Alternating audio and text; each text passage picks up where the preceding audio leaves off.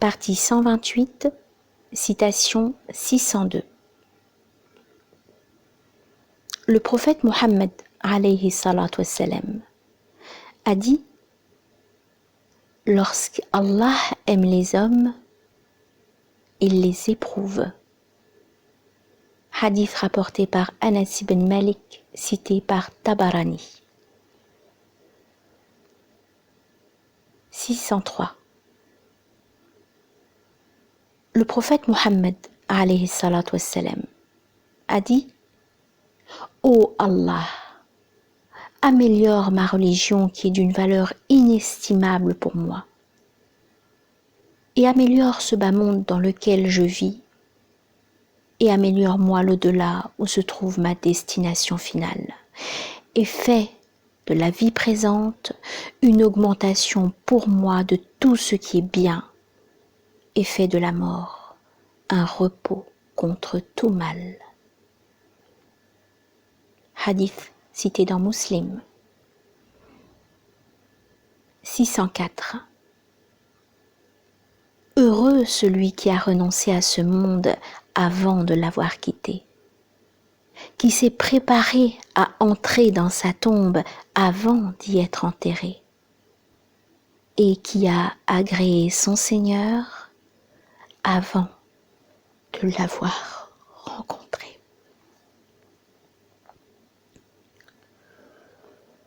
Yahya ibn Mu'ad al-Ghazi, cité dans Ibn Hajar al-Asqalani, Sagesse musulmane, le livre des prédispositions au jour dernier.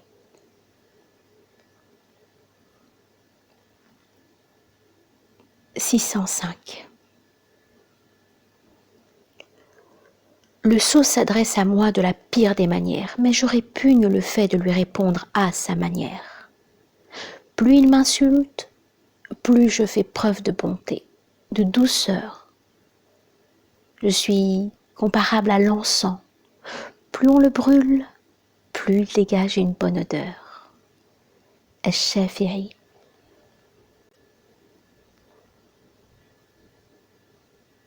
606.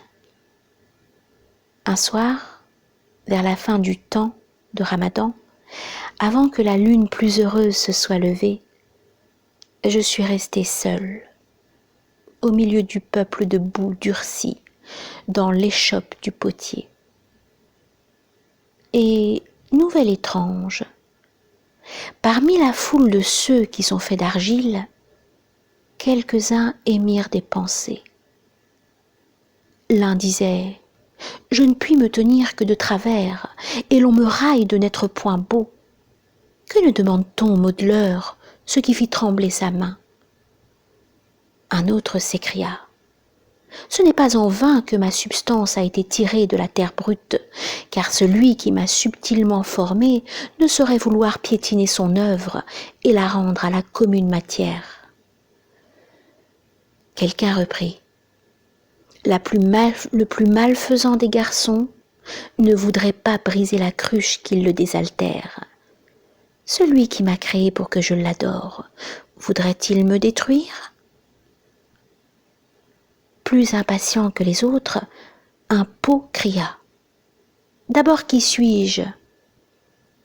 Et quel est ce potier qui m'a fait? Mais à ces questions, personne ne répondit.